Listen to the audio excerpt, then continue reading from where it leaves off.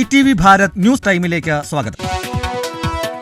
അധ്യയന വർഷം തുടങ്ങാൻ 81 ദിവസം ബാക്കി നിൽക്കെ പാഠപുസ്തകങ്ങൾ സ്കൂളിലെത്തിച്ച പൊതുവിദ്യാഭ്യാസ വകുപ്പ് 2, 4, 6, 8, 10 ക്ലാസുകളിലേക്കുള്ള പുസ്തകങ്ങളാണ് സ്കൂളുകളിൽ വിതരണം ചെയ്ത് തുടങ്ങിയത്.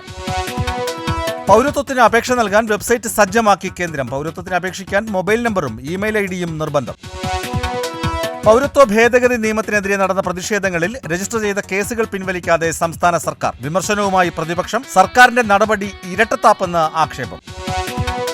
പൗരത്വ ഭേദഗതി നിയമം നടപ്പിലാക്കാനുള്ള ശ്രമങ്ങൾക്കെതിരെ കേരളത്തിൽ ഇടത് വലത് മുന്നണികളുടെ പ്രതിഷേധങ്ങൾ തുടങ്ങി. മണ്ഡലതലത്തിൽ UDF പ്രതിഷേധം, ഇടതുമുന്നണിയുടെ രാജ്ഭവൻ മാർച്ച്.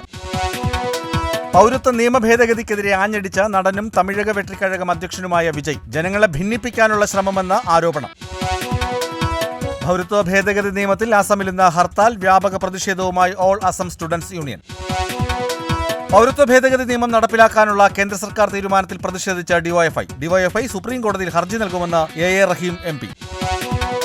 പൗരത്വ ഭേദഗതി നിയമത്തെ സ്വാഗതം ചെയ്ത് അഖിലേന്ത്യാ മുസ്ലിം ജമാഅത്ത് പ്രസിഡന്റ് മൗലാന ഷഹാബുദ്ദീൻ. നിയമം മുസ്ലിം സമുദായത്തിന്റെ ഭയം അകറ്റിയെന്നും മൗലാന ഷഹാബുദ്ദീൻ.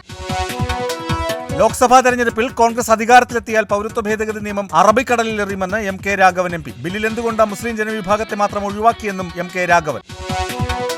കേരള സർവകലാശാല യോജനോത്സവത്തിൽ കോഴ ആരോപണത്തിന് ശക്തി പകർന്ന രക്ഷിതാക്കളുടെ ശബ്ദ സന്ദേശം പുറത്ത്. ആദ്യ സ്ഥാനങ്ങൾക്ക് വേണ്ടി കോഴ ആവശ്യപ്പെടുന്ന സന്ദേശമാണ് പുറത്തുവന്നത്. കൂടുതൽ വാർത്തകൾക്കും വിവരങ്ങൾക്കും ETVBharat.com സന്ദർശിക്കുക.